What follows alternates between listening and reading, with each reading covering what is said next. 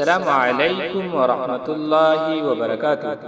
آئیے کچھ حدیث مبارکہ آپ کو سناتا چلوں۔ اس سے پہلے ایک چھوٹی سی ریکویسٹ کرتا ہوں، اگر آپ اس چینل پر نئے ہیں تو چینل کو سبسکرائب ضرور کریں۔